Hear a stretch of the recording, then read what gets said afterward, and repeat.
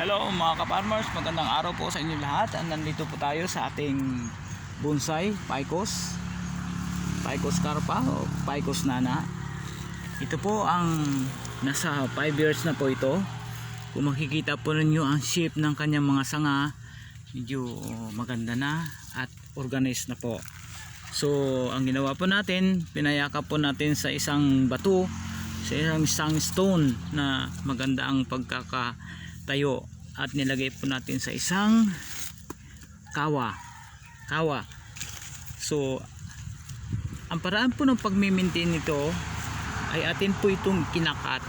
Ito pong talbos na pinakadulo ay kinakat po natin para manatili po siyang hindi lumalaki, manatili po siyang isang maliit na bonsai. So mapapansin po ninyo, napakaganda na po niyan.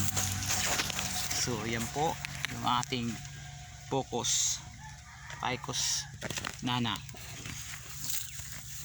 isa sa mga bonsai materials na nagawaan po natin.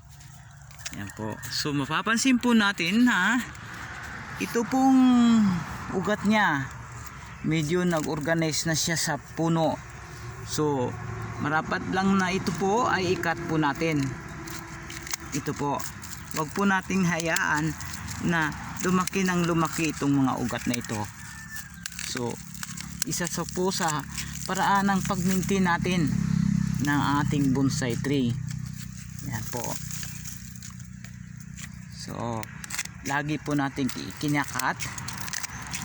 Yan mga ka-farmers, napakaganda po ang mag-alaga ng isang bonsai, sa kadahilan ng isa ito sa nagpapaganda ng ating mga lugar, ng ating mga magandang tanawin sa ating farm.